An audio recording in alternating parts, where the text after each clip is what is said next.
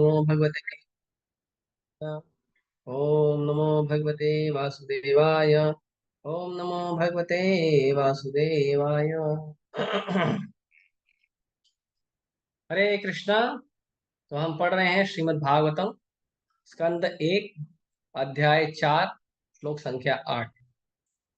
स गोदोहनं मात्रं हि गृहेषु गृहमेधिना अवेक्षते महाभागस्तीर्थीकुर्वस्तदाश्रमम् स गोदोहनं मात्रं हि गृहेषु गृहमेधिनाम् अवेक्षते महाभागस्तीर्थीकुर्वस्तदाश्रमम् स गोदोहनं मात्रं हि गृहेषु गृहमेधिनाम् अवेक्षते महाभागस्तीर्थीकुर्वन् सदाश्रमम्। ये आज श्लोक नहीं डाला गया ग्रुप पे लेक्चर के पहले। ठीक है, जिस भक्त का सेवा था आज भूल गया रखता हूँ। पढ़िए। हरे कृष्ण प्रभु। हम्म। सवोदोहन मात्रं हि गृहेषु गृहमेधिनाम् अवेक्षते महाभागस्तीर्थी कुर्वंस्तदाश्रमम्। हरे कृष्ण। हरे कृष्णा। हरे कृष्ण प्रभु जी। हरे कृष्णा। स गोदहन मात्रम ही ग्रहेषु गृहमेधिनाम् अवक्ष्यते महाभाग तीर्थी कुर्वन् तत् आश्रमम्। हरे कृष्ण। और कोई? हरे कृष्ण प्रभु जी। Yes. शकोदोहनमात्रं हि गृहेषु गृहमेधिनाम् अवीक्ष्यते महाभागस्तीर्थे कुर्वंस्तदाश्रमम्। और कोई? बस।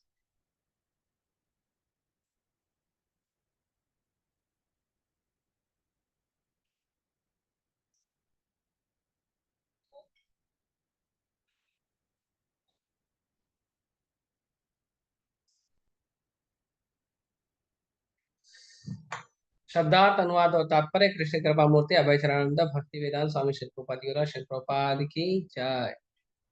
सह वे सुखदेव गोस्वामी गोदोहन मात्रम केवल गाय दूहते समय तक ही निश्चय ही गृहेशु घर में गृह मेधिना गृहस्थों के अवेक्षते प्रतीक्षा करते हैं महाभाग परम भाग्यशाली तीर्थी तीर्थ यात्रा पूर्वन करते हुए तत् आश्रमम उस घर को वे सुखदेव गोस्वामी किसी गृहस्थ के द्वार पर उतनी ही देर रुकते जितने समय में गाय दूही जा सकती है। वे उस घर को पवित्र करने के लिए ही ऐसा करते थे। तात्पर्य। सुखदेव गोस्वामी परीक्षित महाराज परीक्षित से मिले और उन्होंने श्रीमद् भागवत के मूल पाठ की व्याख्या कह सुनाई। वे किसी भी गृहस्थ के दरवाजे पे आधा घंटा से अधिक जितने समय में गाय दूह ली जाती है नहीं रुकते थे और भाग्यशाली गृहस्थ से भिक्षा प्राप्त करते थे।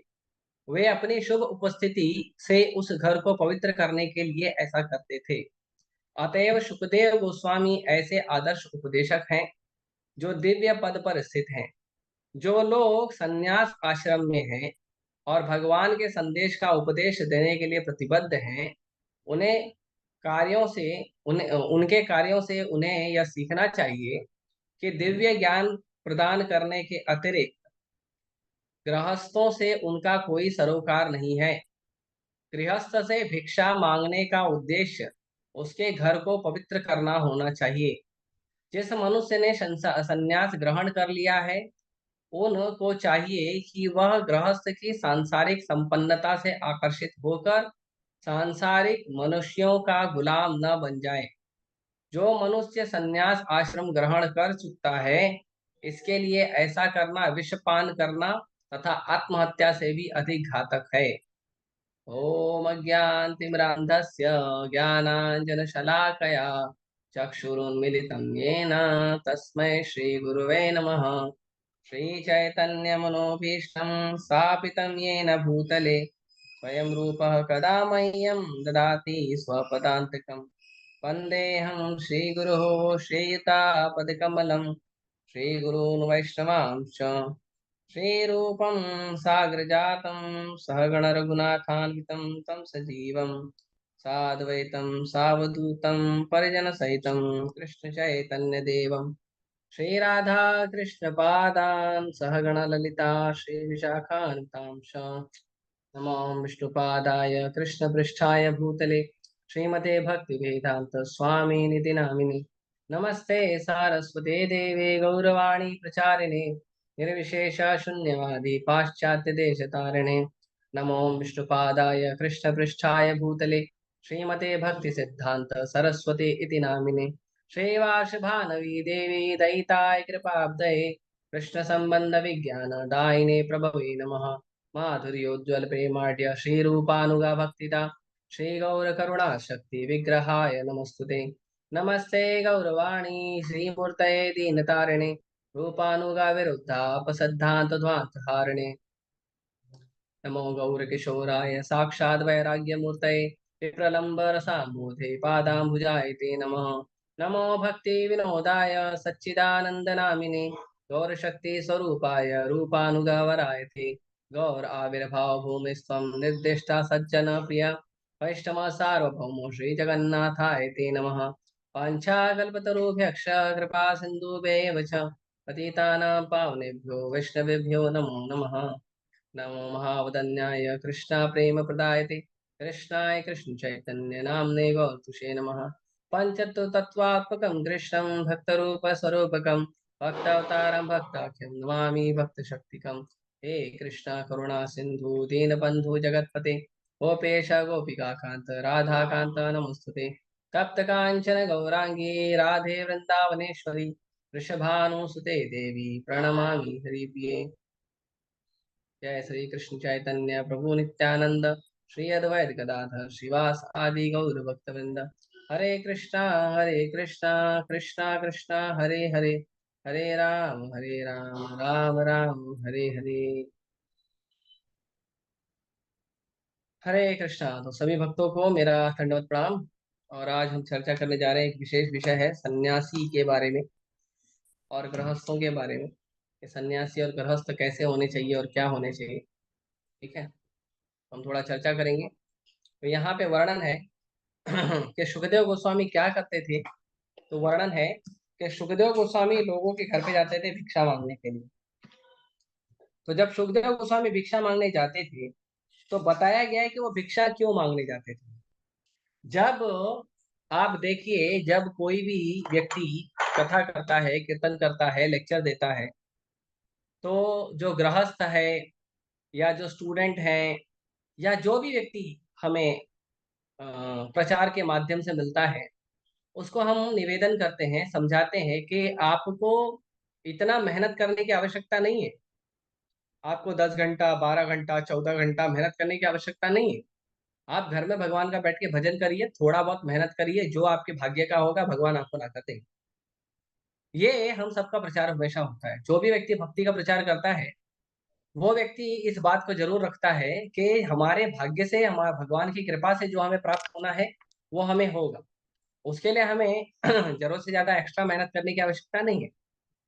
तो जब लोग ऐसा कहते हैं, जब साधु लोग, सन्यासी लोग, जब ब्रह्मचारी लोग ऐसा कहते हैं कि हमें जरूरत से ज्यादा मेहनत करने की आवश्यकता नहीं है, और इसका उदाहरण दिया जाता है कि जब भगवान पशु को, पक्षी को पालते हैं, जानवर को पालते हैं, जमीन में रहने वाले, पानी में जीने वाले कीड़े मकोड़ों को पाल लेते हैं, तो भगवान फिर अपने भक्तों को क्यों नहीं पालेंगे? भगवान अपने भक्तों को भी तो पाल सकते हैं ना। हाँ। और भागवतम में तो यहाँ तक वर्णन आ गया है कि अ, जब ये कहा गया कि यदि कोई भगवान पर आश्रित हो जाए तो कैसे जिएगा, तो कहते हैं कि क्या वृक्ष ने फल देना बंद कर दिया है? क्या नदियों ने पानी देना बंद कर दिया है? यह प्रश्न पूछा जाता है कि यदि वृक्ष फल दे रहे हैं तो हमारा जीवन यापन हो सकता है, यदि नदियों से पानी प्राप्त हो रहा है तो हमारा जीवन यापन हो सकता है। बात अलग है, कलयुग अभी इतना चरम पे हो गया है कि अभी फलों वाले कोई पेड़ लगाता नहीं है। अभी लोग पेड़ लगाते हैं शो करने के लिए, हमारे घर की शोभा किससे बढ़े उसमें। कोई नहीं चाहता है कि हमारे घर में फल के और फूल के पेड़ लगे, फलों की फूलों की सुगंध आए घर में, हमारे घर में पक्षी चहचहाएं, हमारे घर में छोटे छोटे जीव जंतु जो हैं उनको फल और फूल प्राप्त हो, उससे उनका जीवन चले। कोई नहीं चाहता, सब लोग चाहते हैं डू नॉट डिस्टर्ब, हमारे को डिस्टर्ब मत कर। हमारे यहाँ पे अगर हम फल का और फूल का पेड़ लगाएंगे तो लोग आएंगे फल खाने के लिए, फूल खाने के लिए। इंसान नहीं आएंगे, चलो मान लो सिक्योरिटी गार्ड लगा दिया, इंसान नहीं आएंगे तो भी पशु पक्षी तो आएंगे, तो पशु पक्षी भी हमारा फल फूल खा के जाएंगे, तो अच्छी बात नहीं है। तो इसके लिए लोग फल और फूल का पेड़ ही नहीं लगाते।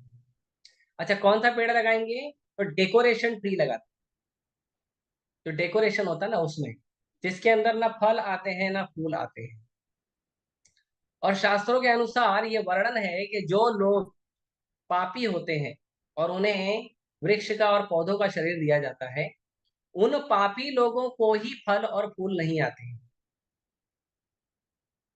जो पेड़ और पौधे पुण्यकारी होते हैं, जिन्होंने अपने जीवन में पुण्य किया है, जो साधु जैसे पेड़ और पौधे होते हैं, उनके अंदर मीठे फल लगते हैं और सुगंधित फूल लगते हैं। लेकिन जो लोग पाप किए होते हैं, उन लोगों के वो पेड़ पौधों में फल और फूल नहीं लगते और उपकारी नहीं होते, उसके अंदर औषधि गुण नहीं होते हैं। तो आजकल हम देखते हैं हमारे शहरों में, America, London, Japan, Bharat, China, जितने भी जगह है, हम देखते हैं कि लोग सड़क के किनारे भी फल और फूल के पेड़ नहीं लगाते। लोग अपने घर के बगीचे में भी फल और फूल का पेड़ नहीं लगाते, सब्जी भी नहीं उगा, फल और फूल का पेड़ नहीं लगाते हैं। आप लोग पेड़ और पौधों का भी अगर संग कर रहे हो तो कम से कम पुण्यकारी पेड़ और पौधों का संग करना चाहिए। पापी पेड़ और पौधों का संग करते हैं लोग। तो बताइए, हमारा जीवन ऑलरेडी पापमय है, ऊपर से हमारे मित्र बंधु पापमय हैं, वो लोग भी पापी लोग हैं। उसके ऊपर हमारे जो घर परिवार के लोग हैं वो भी भक्ति नहीं करते हैं। उसके ऊपर पेड़ पौधा भी लगाते हो तो पाप किए हुए जो जीव हैं उनका। उसके ऊपर घर में पालते हो तो कुत्ता बिल्ली। अब बताओ लोगों का भाग्य कैसे उदय हो? भाग्य उदय होने का कोई रास्ता भी तो होना चाहिए। सब जगह तो हम पापी लोगों का या भगवान की भक्ति नहीं करने वालों का या भगवान की भक्ति करने वाले लोगों के विपरीत लोगों का हम लोग संग करते हैं। तो फिर हमारा भक्ति कैसे बढ़ेगा, हमारा पुण्य कैसे बढ़ेगा, हमारे जीवन में आनंद कैसे बढ़ेगा? दुख तो बढ़ेगा ना। तो हमारा दुख ही बढ़ते जा रहा है। और फिर लोग बोलते हैं देखो प्रभु जी, हम तो सबके साथ अच्छा करते हैं, हमारे साथ बुरा क्यों होता है? आपके साथ बुरा इसलिए होता है क्योंकि आप बुरे लोगों का संग कर रहे हो। आप उन लोगों का संग ले रहे हो, उन लोगों का, आप लोग उन लोगों के साथ उठना बैठना खाना पीना कर रहे हो जो कृष्ण का भक्ति करना नहीं चाहते हैं और कृष्ण के विपरीत कार्य करना चाहते हैं, भक्ति नहीं करना चाहते, माला जप करना नहीं चाहते हैं, भगवान के ग्रंथों को अध्ययन करना नहीं चाहते, भगवान का प्रसाद खाना नहीं चाहते हैं, भगवान के मंदिर जाना नहीं चाहते हैं, मंदिर में दान देना नहीं चाहते हैं, मंदिर के उत्सवों को या हमारे सनातन धर्म के उत्सवों को नहीं मनाना चाहते। तो जब ऐसे पापमय लोगों के साथ हमारा संग बीतेगा, ऐसे पापमय लोगों के साथ हमारा उठना बैठना खाना पीना होगा, तो बताइए हमारे जीवन में भाग्य होकर भी एंट्री कैसे मारेगा? हमारे जीवन में भाग्य लिखा हुआ है, लेकिन एंट्री मारने के लिए तो हमारे पास पुण्यकारी लोग चाहिए, साधु लोग चाहिए, भक्त लोग चाहिए। लेकिन हम संग करते हैं सब पापी लोगों, अभक्तों का। तो जब हम संग पापी लोगों का और अभक्तों का करेंगे तो हमारे जीवन में भाग्य होगा भी, धन होगा भी, आनंद होगा भी, तो भी आएगा नहीं। कैसे आएगा? संग गलत लोगों का कर रहे हैं। कभी कभी कुछ लोग बोलते हैं प्रभु जी हम तो गृहस्थ हैं, घर में रहते हैं, तो हम लोग तो रोज मंदिर नहीं आ सकते हैं। ठीक है, आप कह रहे हो, इतना समझाते हो, इसके लिए हफ्ते में 1 दिन 2 दिन 3 दिन आ जाते हैं, लेकिन आपकी तरह भाग्यशाली नहीं है कि रोज मंदिर में रह सके। तो हम लोगों को रोज दिन रात 24 घंटा भक्तों का संग कैसे मिलेगा? तो परम पूज्य गोपाल कृष्ण गोसाई महाराज कहते हैं कि आप लोग 24 घंटा साधु का संग प्राप्त कर सकते हो, लेक्चर सुन के, प्रभुपाद जी के ग्रंथों को पढ़ के, भगवान का घर में पूजा आरती भजन करके 24 घंटा आपको भक्तों का संग मिलेगा, आप चाहे मंदिर आओ या ना आओ। ऑब्वियसली जब मंदिर में आते हैं तो हमें ज्यादा वाइब्रेशन प्राप्त होता है, लेकिन अगर ऐसी परिस्थिति है कि हम मंदिर नहीं आ पाते हैं, किसी कारण से घर का काम है, जॉब है, कॉलेज है, स्कूल है, किसी और चीज की पढ़ाई है, धंधा व्यापार है, अगर नहीं आ पाते हैं तो हमें क्या करना चाहिए? तो हमें हरिनाम का जप करना चाहिए, हरे कृष्ण महामंत्र जप करके भगवान का संग करना चाहिए, हमें भागवतम को पढ़ना चाहिए, भगवत गीता को पढ़ना चाहिए, प्रभुपाद जी का संग लेना चाहिए। प्रभुपाद जी कहते हैं कि मेरी अनुपस्थिति में आप लोग मेरा संग, मेरी पुस्तक पढ़ के प्राप्त कर सकते हैं। एकदम क्लियर स्टेटमेंट प्रभुपाद जी ने कहा। कोई भी व्यक्ति चाहता है कि उसको प्रभुपाद जी का संग चाहिए, प्रभुपाद जी की कोई पुस्तक उठाइए और पढ़ना शुरू करिए, आपको ऐसा एहसास होगा कि प्रभुपाद जी आपसे बात कर रहे हैं। इसका प्रयास करिए, प्रभुपाद जी के ग्रंथों को पढ़िए। कोई भक्त का आपको संग करने का अच्छा हो रहा है, वो भक्त का लेक्चर लगा लीजिए, लेक्चर सुन लीजिए। आजकल तो बहुत सुविधा हो गई है, जूम है, यूट्यूब है, इंस्टाग्राम पे छोटे छोटे क्लिप्स चलते हैं, बहुत सुविधा हो गई है, तो वो करिए। तो भक्तों का संग प्राप्त कर सकते हैं आप, वरिष्ठ वरिष्ठ वैष्णवों का, महाराज लोग का संग प्राप्त कर सकते। ऑब्वियसली आप जिसका लेक्चर सुन रहे हो, जो पुस्तक पढ़ रहे हो, वो लेक्चर सुनना, वो पुस्तक पढ़ना, आप अपने मार्गदर्शक, जो आपके काउंसलर हैं या मेंटर हैं या गाइड हैं, उनके मार्गदर्शन में करना चाहिए। अपने मन से ही कोई भी पुस्तक और अपने मन से ही कोई भी लेक्चर नहीं सुनना चाहिए। लेक्चर शॉपिंग नहीं करना चाहिए यूट्यूब पे जाके, गलत बात। क्योंकि आपकी चेतना के अनुसार आपके लिए कौन से साधु महात्मा, महाराज या प्रभु जी ये आपके लिए ठीक है, वो आपका गाइड, आपका मेंटर ही बताएगा। तो पूछना चाहिए एक बार। लेकिन संग कर सकते हो, फिर हफ्ते में एक दिन 2 दिन मंदिर आइए, मंगला आरती आइए, श्रृंगार आरती आइए। अच्छा, उसमें मंदिर भी लोग आते हैं तो कई बार मैं देखता हूँ लोग मंदिर शाम को आते हैं, लेकिन जिससे प्रेम होता है उसको तो पहला समय दिया जाता है ना। तो मंदिर भले आप शाम को आइए, अच्छी बात है, आपको शाम को समय मिलता है। प्रयास करिए हफ्ते में एक दिन 2 दिन सुबह भी आना चाहिए। सुबह भगवान का सुंदर मंगल दर्शन होता है। मंगल दर्शन में मान लो नहीं आ पाए, गाड़ी घोड़े की सुविधा नहीं है, कम से कम श्रृंगार दर्शन में आ जाइए, गुरु पूजा में आ जाइए, भागवतम क्लास के समय आ जाइए। इतना तो समय आ सकते हो ना, 6-7 बजे सब खुल जाता है। सुबह सुबह भगवान का जब आप दर्शन करो तो मन का जो आनंद बढ़ता है, वो आनंद जो है, हालांकि भगवान का दर्शन कभी भी करो मन में आनंद आता है, लेकिन सुबह सुबह करने से ज्यादा होता है, क्योंकि सुबह सुबह एक सुबह का जो समय होता है सतोगुण का समय होता है। उस समय मन जो है शांत भाव में होता है, और ऐसे में अगर भगवान का दर्शन होता है तो हृदय को ऐसा अद्भुत आनंद प्राप्त होता है जिसका क्या कहें। तो इसीलिए सुबह दर्शन करना चाहिए मंदिर में भगवान का। मंगल आरती आइए, श्रृंगार आरती आइए, गुरु पूजा आइए, भागवतम क्लास में आइए, भगवान का सुबह भी दर्शन करना चाहिए। तो इसका प्रयास करना चाहिए, हफ्ते में एक दिन आना चाहिए, एक दिन 2 दिन आना चाहिए, सुबह भी आना चाहिए। हाँ। तो ये बड़ा अद्भुत है कि हमें यदि भक्तों का संग मिलेगा तो हमारी भक्ति में प्रगति होगी। लेकिन यदि हम भक्तों का संग नहीं करेंगे, आप देखिए 24 घंटे में आप कितना घंटा भक्तों के साथ हो और कितना घंटा अभक्तों के साथ। जितना ज्यादा समय आप भक्तों के साथ रहोगे उतना आपका हरे कृष्ण महामंत्र जप करना आसान होगा, उतना भागवत गीता पढ़ना आपका आसान होगा, उतना आपको प्रसाद खाना आसान होगा, उतना आपको भक्तिमय कार्यों को करना आसान होगा। और जितना आप अभक्तों का संग करोगे उतना आपका माला करना मुश्किल होगा, उतना आपका ग्रंथों को पढ़ना मुश्किल होगा, उतना आपका प्रसाद खाना मुश्किल होगा, उतना आपका भगवान की सेवा में, भक्तिमय सेवा में जो मन लगता है वो कम होगा। अब इसके ऊपर ये डिपेंड नहीं है कि आप 2 साल के भक्त हो या 10 साल के भक्त हो या 50 साल के भक्त। ये इंपॉर्टेंट नहीं है, इंपॉर्टेंट ये है कि आप किसका संग रोज करते हो, भक्तों का करते हो कि अभक्तों का करते हो। इसके लिए एक तीव्र उत्कंठा होनी चाहिए, एक तीव्र लालसा होनी चाहिए कि हमें भक्तों का संग करना। और हर समय प्रयास होना चाहिए कि कैसे भी हो जाए मैं ज्यादा से ज्यादा भक्तों का संग करूंगा, कैसे भी हो जाए मैं ज्यादा से ज्यादा मंदिर जाऊंगा, कैसे भी हो जाए मैं ज्यादा से ज्यादा ग्रंथों को पढ़ूंगा, कैसे भी हो जाए मैं ज्यादा से ज्यादा हरिनाम लूंगा, कैसे भी हो ज्यादा से ज्यादा लोगों को मैं भगवान की भक्ति का प्रचार करूंगा। इसका प्रयास करना चाहिए। आज बहुत सारे लोग मुझे आते हैं, हर रोज हर रोज बहुत सारे लोग आते हैं, मुझे बोलते हैं प्रभु जी यहाँ पे क्रिश्चियन कन्वर्जन बढ़ रहा है, प्रभु जी वहां पे इस्लाम कन्वर्जन बढ़ रहा है, प्रभु जी वहां पे नास्तिक लोग बढ़ रहे हैं। तो गलती किसका है? गलती उनका नहीं है जो भक्ति कर रहे हैं, भक्ति नहीं कर रहे हैं। जो नास्तिक हैं, जो कन्वर्ट हो जा रहे हैं, उनका गलती नहीं है, क्योंकि वो तो अज्ञानी लोग हैं। वो अज्ञानी है इसीलिए तो कन्वर्ट हो रहे हैं। वो अज्ञानी है इसीलिए तो कृष्ण को छोड़ के जो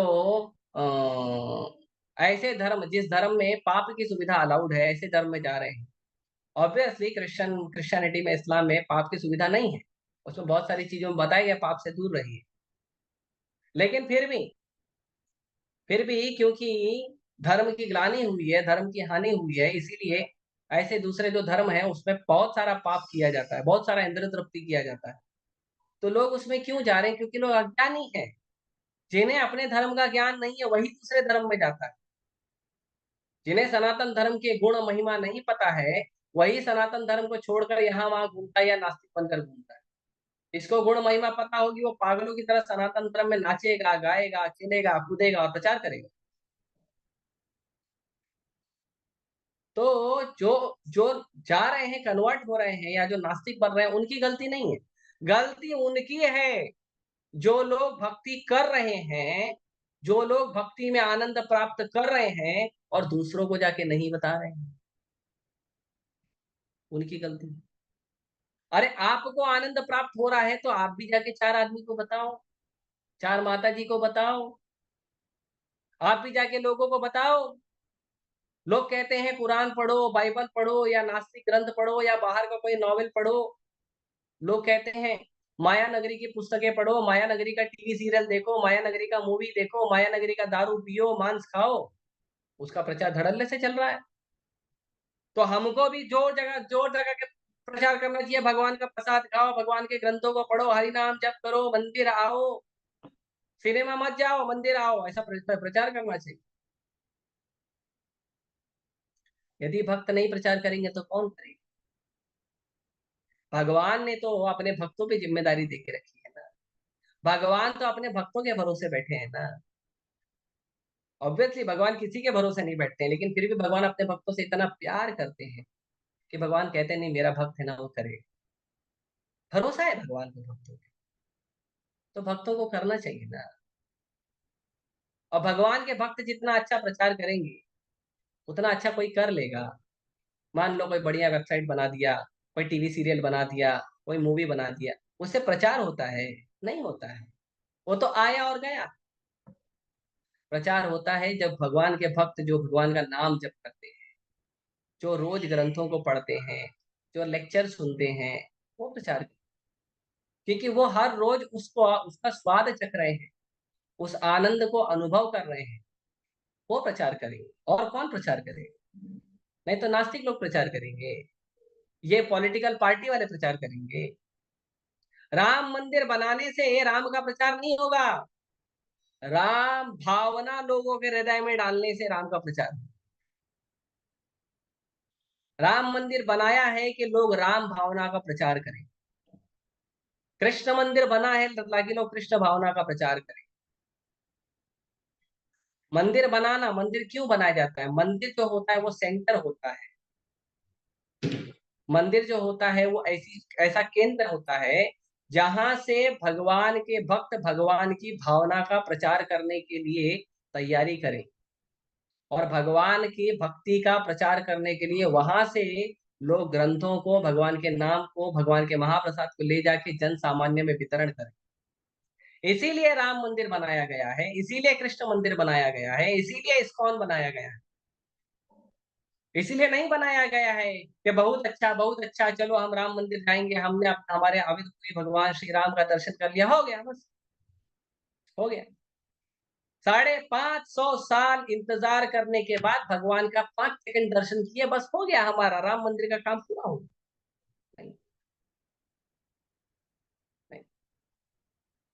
इस्कॉन मंदिर बनाया, बहुत बड़ा मंदिर बनाया, बहुत सुंदर मंदिर बनाया, बहुत भव्य मंदिर बनाया, क्या करने के लिए? 5 सेकंड भगवान का दर्शन करने के लिए, 5 सेकंड कीर्तन सुनने के लिए, 5 सेकंड थोड़ा नाचने के लिए, हो गया, चलो हमारा काम हो गया, अब जिंदगी भर हम इस्कॉन नहीं है।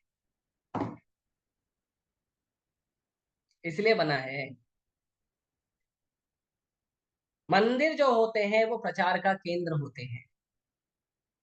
प्रचार का केंद्र है मंदिर। मंदिर से सुविधाएं लेकर जाके जन सामान्य में भगवान के नाम को बांटना चाहिए, भगवान के ग्रंथों को बांटना चाहिए, भगवान के महाप्रसाद को बांटना चाहिए, मंदिर में लोगों को लाके भगवान का संग देना चाहिए। इसीलिए मंदिर खुलता है। मंदिर साधु के खाने और सोने की सुविधा का केंद्र नहीं है। जो लोग मंदिर को केवल खाने और सोने तक के सीमित रखते हैं वो मंदिर का गलत उपयोग कर रहे हैं। प्रभुपाद जी एक जगह कहते हैं कि भारत में मंदिर की दुर्गति क्यों हुई है? इसीलिए हुई है कि मंदिर को लोगों ने केवल खाने और सोने का केंद्र बनाया। यदि मंदिर को प्रचार का केंद्र बनाया जाएगा तो कोई मंदिर कभी बंद नहीं पड़ेगा, कोई मंदिर पे आक्रमण नहीं होगा। प्रचार का केंद्र बना, जैसे आप देखिए जो चर्च है प्रचार का केंद्र है, मदरसे हैं प्रचार का केंद्र है, मस्जिद है प्रचार का केंद्र है, वैसे ही जो मंदिर है वो प्रचार का केंद्र है। तो हमें इसका प्रयास करना चाहिए कि हमें मंदिर को ऐसे, और प्रचार ही सार है, प्रचार ही हमारा उद्देश्य है, प्रचार ही हमारा जीवन है। यदि हम अपने प्रचार के उद्देश्य को पूरा न करेंगे तो क्या होगा? तो हमारी भक्ति नहीं बढ़ेगी। यदि आप दूसरों का भला नहीं करेंगे और केवल अपने स्वार्थ के लिए भक्ति करेंगे तो कृष्ण आपको कृपा नहीं करेंगे, बिल्कुल नहीं करेंगे। कृष्ण कृपा नहीं करेंगे। जब तक आप संसार के बाकी जीवों के लिए दयालु नहीं बनेंगे तब तक कृष्ण परम दयालु भगवान आप पर दया नहीं करेंगे। लिख कर ले लीजिए डायरी, नहीं करेंगे। इसीलिए साधु का हर कार्य, साधु का सोना, साधु का उठना, साधु का बात करना, साधु का कपड़ा पहनना, साधु का तिलक लगाना, साधु का आरती करना, साधु का पूजा करना, साधु का प्रसाद खाना, साधु का लेक्चर देना, साधु का ग्रंथ पढ़ना, साधु का हरिनाम करना, इन सबका साधु का एक ही उद्देश्य होना चाहिए कि कैसे मैं शुद्ध हूं और कैसे मैं संसार को कृष्ण दे सकूं। साधु का एक ही काम होना चाहिए, और कोई काम साधु का नहीं होना चाहिए। साधु अगर प्रचार के अलावा और कोई काम में मन लगाता है तो साधु कहाँ है? क्योंकि भगवान भगवद गीता में कहते हैं अपि चेत्सु दुराचारो भजते माम अनन्यः। कोई व्यक्ति कितना दुराचारी है उससे फर्क नहीं पड़ता है। भगवान बोलते फर्क पड़ता है जब वो करता है भजते माम अनन्य भाव, जब वो अनन्य भाव से केवल मेरा भजन करता है। तो साधु का मतलब कि केवल कृष्ण का भजन करने वाला व्यक्ति, कृष्ण के अलावा दूसरा व्यक्ति आश्रय नहीं होना चाहिए। नाम के लिए, ड्यूटी के लिए केवल होने चाहिए माँ बाप भाई बहन पुत्र पुत्री पति पत्नी, ये केवल ड्यूटी के लिए और नाम के लिए होने चाहिए। हमारा असली आश्रय तो हमारे स्वामी राधा रास बिहारी गौर निताई है, हमारे आचार्य हैं श्रील प्रभुपाद, ये हमारे असली आश्रय हैं। बाकी आश्रय हर जन्म में बदल जाएंगे पर भगवान हर जन्म में नहीं बदलेंगे, आचार्य हर जन्म में नहीं बदलेंगे, आचार्य वही रहेंगे, भगवान वही रहेंगे। इसलिए असली आश्रयदाता जो है वो कृष्ण है, राधा रास बिहारी है, गौर निताई है, ये असली आश्रय है। सीताराम लक्ष्मण हनुमान है, जगन्नाथ बलदेव सुभद्रा है, पंडरीनाथ भगवान पांडुरंग विठल है, भगवान बालाजी हैं, भगवान श्रीनाथ जी हैं, भगवान रंगनाथ जी हैं, भगवान बद्री नारायण हैं, भगवान द्वारकाधीश है, ये आश्रय हैं हमारे। हमारा और कोई दूसरा आश्रय नहीं। इसीलिए ऐसे हमारे आश्रय हमारे स्वामी भगवान का ही हमें भजन करना चाहिए और उनका प्रचार करना चाहिए। सुखदेव गोस्वामी के बारे में इस श्लोक में वर्णन है कि सुखदेव गोस्वामी लोगों के दरवाजे पे जाते थे। क्या करने जाते थे? दूध मांगने जाते, एक लोटा दूध मांगने जाते थे, एक गिलास। तो जब साधु कहता है कि कमाने की जरूरत नहीं है, मेहनत करने की जरूरत नहीं है, तो साधु क्यों जाता है भीख मांगने के लिए? गलत बात है ना। साधु क्यों जाता है डोनेशन मांगने के लिए? साधु क्यों जाता है लोगों से अनाज मांगने के लिए, भीख मांगने के लिए? भिक्षाम देही। जब साधु दुनिया को सिखा रहा है कि परमात्मा पे निर्भर होना चाहिए, तो साधु क्यों भगवान पे निर्भर नहीं है? साधु क्यों गृहस्थों पे निर्भर है? बताइए। तो गलत बात है ना। ये तो डबल बात हो गई, डबल स्टैंडर्ड हो गया कि एक तरफ आप दुनिया को सिखाते हो कि भगवान पे निर्भर रहो और तुम खुद जाके भीख मांगते हो। तो दो अलग बात हो गई ना, एक बात थोड़ी हुई। तो आज मैं प्रभुपाद जी का एक छोटा सा क्लिप देख रहा था। प्रभुपाद जी कहते हैं कि जो ब्रह्मचारी और सन्यासी होते हैं वो समाज के पुत्र होते हैं, समाज की संतान होती है। और गृहस्थों का ये कर्तव्य होना चाहिए कि अपने संतानों का पालन करें। जो ब्रह्मचारी और सन्यासी होते हैं वो गृहस्थों की समाज की संतान होती हैं। वो सब कुछ छोड़कर समाज के कल्याण के लिए भगवान का भजन और प्रचार करते हैं।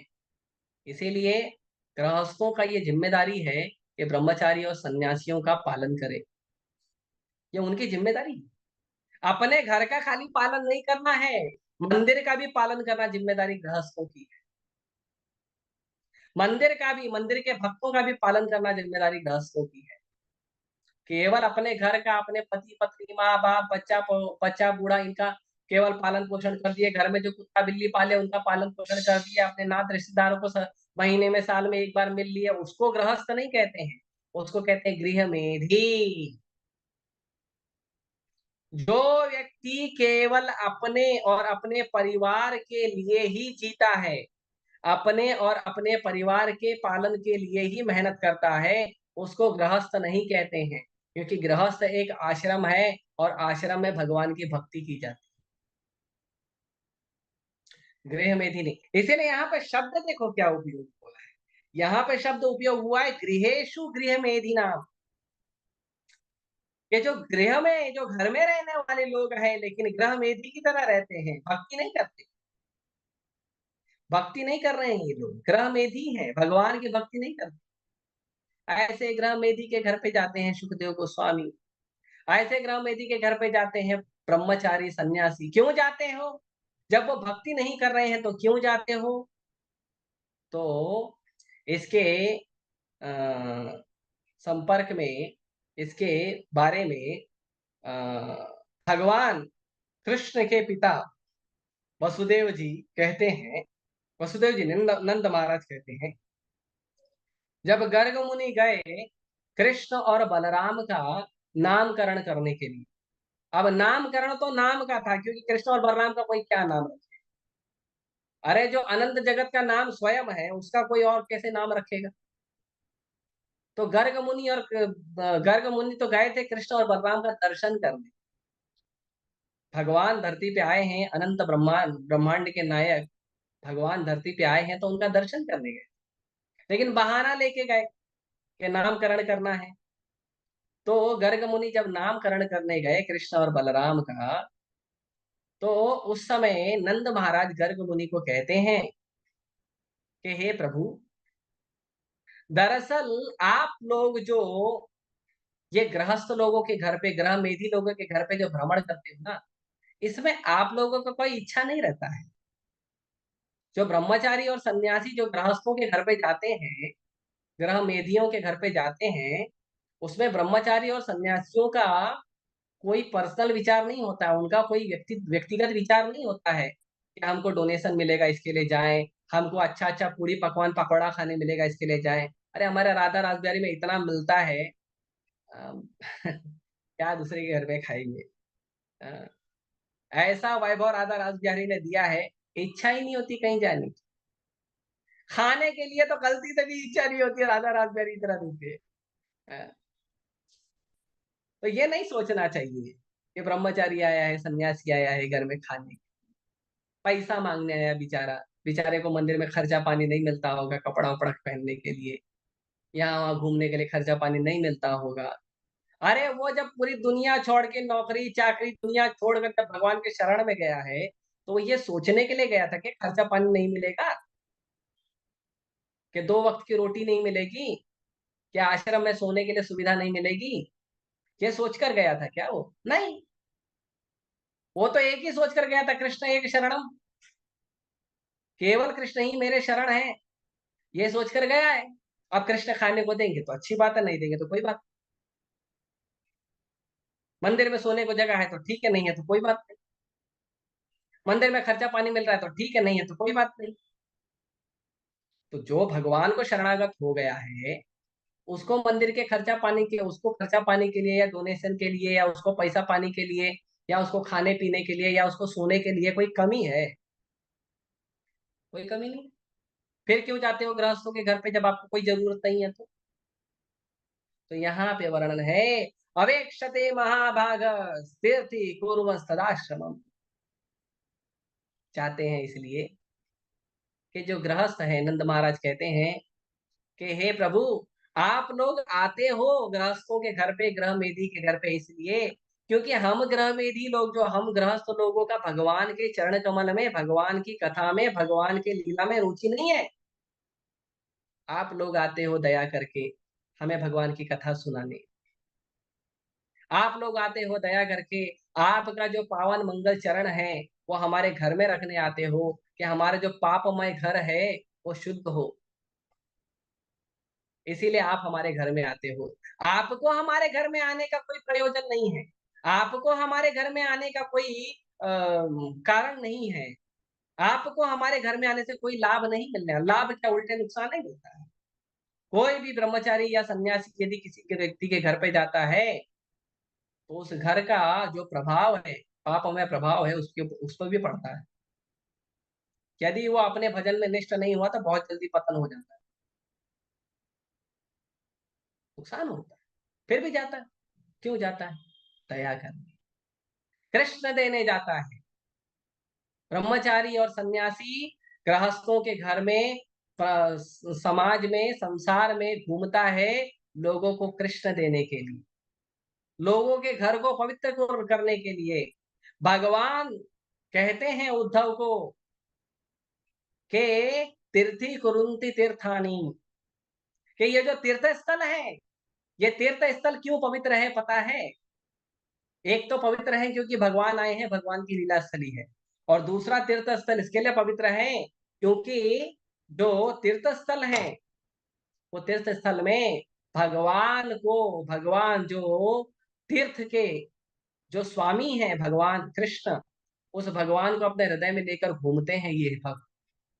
तो तीर्थ को भी पवित्र करने का जो काम है वो भगवान के भक्त करते हैं। गंगा मैया जब धरती पे आ रही थी, तो गंगा मैया ने भागीरथ को कहा कि भागीरथ, मैं धरती पे आने के लिए तैयार हूं, तुम्हारी प्रार्थना से प्रसन्न हूं, लेकिन मैं धरती पे नहीं आ सकती। क्यों? इसीलिए नहीं आ सकती क्योंकि इसके 2 कारण हैं। पहला कारण, मेरा वेग इतना तेज है कि अगर मैं डायरेक्ट स्वर्ग से धरती पे आई तो धरती को फाड़ के पाताल में चले जाऊंगी, रसातल में चले जाऊंगी। तो धरती को फायदा नहीं होगा, जिस फायदे के लिए तुम मुझे बुला रहे हो वो फायदा होगा नहीं। तो कोई ऐसा पावरफुल व्यक्ति लाओ जो या तो भगवान है, या तो भगवान की तरह एकदम शक्तिशाली पावरफुल है, भगवान का कोई ऐसा महान भक्त जो मुझे धारण कर सके। मुझे कोई भी धारण नहीं कर सकता, मेरा वेग बड़ा तेज है, जो धारण करेगा उसी को बाहर ले जाऊंगी। तो भागीरथी जी बोले ठीक है, और दूसरा क्या कंडीशन है? तो गंगा मैया कहती दूसरा कंडीशन ये है कि मैं जब धरती पे आऊंगी तो कलयुग में बहुत सारे लोग आएंगे, मेरे जल में स्नान करेंगे अपने पाप धोने के लिए। तो जब लोग आके मेरे जल में स्नान करके अपना पाप मुझे देंगे तो मैं तो पापी हो जाऊंगी। तो लोग तो पाप मुक्त हो जाएंगे, लेकिन मैं पापी हो जाऊंगी, तो दूसरे का पाप मुक्त करने के कारण मेरे को नरक जाना पड़ेगा, क्योंकि उनका पाप मुझे लग जाएगा। तो क्या करें?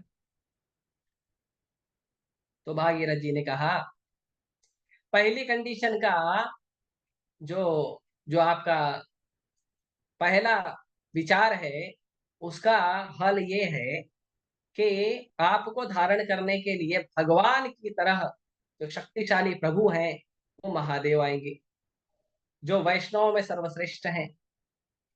तो महादेव जी आएंगे, महादेव जी आपको धारण करेंगे। और महादेव जी बहुत शक्तिशाली हैं, क्योंकि वो महादेव हैं, वो साधारण व्यक्ति नहीं है, साधारण देवता भी नहीं है, साधारण मनुष्य भी नहीं है, स्वयं कृष्ण है और कृष्ण से अभिन्न भी है, भिन्न भी है और अभिन्न भी है। तो महादेव आपको धारण करेंगे। एक दूसरा दूसरा कि जब आप धरती पे आओगे और पापी लोग आके आपके जल में स्नान करेंगे, तो भगवान के भक्त भी आके आपके जल में स्नान करेंगे। तो जब आप पापी लोग आके आपके जल में स्नान करेंगे तो आपका जल पापमय हो जाएगा, लेकिन जब भगवान कृष्ण का भक्त आपके जल में चरण रखेगा, उसी समय आपका पूरा जल वापस पवित्र हो, आपका जल पाप मुक्त हो जाएगा। गंगा मैया आप आइए। ये दो कंडीशन पर गंगा मैया धरती पे आई। तो भगवान के भक्त साधारण नहीं होते। वो लोगों के घर पे इसलिए नहीं जाते हैं कि हमको डोनेशन चाहिए या हमको पैसा चाहिए या हमको घर के किसी व्यक्ति से स्नेह हो गया है, इसलिए नहीं जाते। वो जाते हैं घर को पवित्र करने के लिए, घर को हरिनाम देने के लिए, घर को कृष्ण कथा देने के लिए। और प्रभुपाद जी कहते हैं प्रभुपाद जी कहते हैं, जो लोग संन्यास आश्रम में हैं और भगवान के संदेश का उपदेश देने के लिए प्रतिबद्ध हैं, उन्हें उनके कार्यों से यह सीखना चाहिए कि दिव्य ज्ञान प्रदान करने के अतिरिक्त गृहस्थ के घरों से उनको कोई सरोकार नहीं है। जो भी व्यक्ति ब्रह्मचारी है और सन्यासी है, उसको यह सीखना चाहिए कि गृहस्थ लोगों को भगवान का नाम और भगवान की कथा देने के अलावा दूसरा कोई काम नहीं होना चाहिए। कोई दूसरा काम नहीं होना चाहिए। लोगों को कृष्ण से जोड़ने के अलावा कोई दूसरा काम नहीं होना चाहिए। एक ही काम होना चाहिए कि लोग कृष्ण से जुड़े। अगर वो कार्य नहीं हो रहा है, जाना बंद कर दीजिए। ये बड़ा ध्यान रखने वाला चीज है। आगे कहते हैं, गृहस्थ से भिक्षा मांगने का उद्देश्य उसके घर को पवित्र करना होना चाहिए। जिस मनुष्य ने संन्यास ग्रहण कर लिया है, उनको चाहिए कि वह गृहस्थ की सांसारिक संपन्नता से आकर्षित होकर सांसारिक मनुष्यों का गुलाम न बने। ऐसा नहीं है कि किसी के पास बड़ा सुंदर घर है, बड़ी सुंदर गाड़ी है, बड़ा सुंदर उसका पैसे का व्यापार है, उसके घर में बड़े सुंदर सुंदर लोग रहते हैं, स्त्री पुरुष, इसीलिए सन्यासी ब्रह्मचारी उनके घर पे जाए। सन्यासी और ब्रह्मचारी दास है केवल कृष्ण का, और किसी का दास नहीं। और राधा रासबिहारी के भक्तों को किसी वैभव की कमी है। कितना बड़ा घर होगा आपका, हमारे राधा रासबिहारी के महल जितना तो बड़ा नहीं होगा, उसका आधा भी नहीं होगा, उसका आधा का आधा भी नहीं होगा, उसका 10% भी नहीं होगा। इतना बड़ा भव्य महल है राधा रास बिहारी का। और कौन सा भव्य संपन्नता आपके घर में होगा। गाड़ियां तो बहुत सारी रखी हैं। टोपा जी बता रहे थे, न्यूयॉर्क में जो हमारा सेंटर था, वहां पे करीबन 15-16 एम्बेसडर कार थी उस समय, प्रभुपाद जी के समय। और एम्बेसडर कार होना बड़ी बात। तो प्रभुपाद जी कहते हैं कि ये पड़ोसी लोग हम लोगों को बड़ा गाली देते हैं, ये पड़ोसी लोग हम लोगों को बड़ा चिल्लाते हैं कि ये जो सन्यासी ब्रह्मचारी लोग हैं, कुछ काम नहीं करते हैं और दिन रात खाली नाचते गाते हैं, हरे कृष्ण करते हैं, और इनको पता नहीं कहाँ से खाने पीने को मिल जाता है।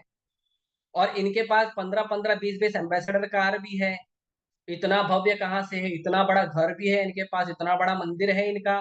कुछ काम धंधा नहीं करते हैं, निठल्ले जैसे पड़े रहते हैं। लेकिन फिर भी काम धंधा तो है, प्रचार से बड़ा काम क्या है।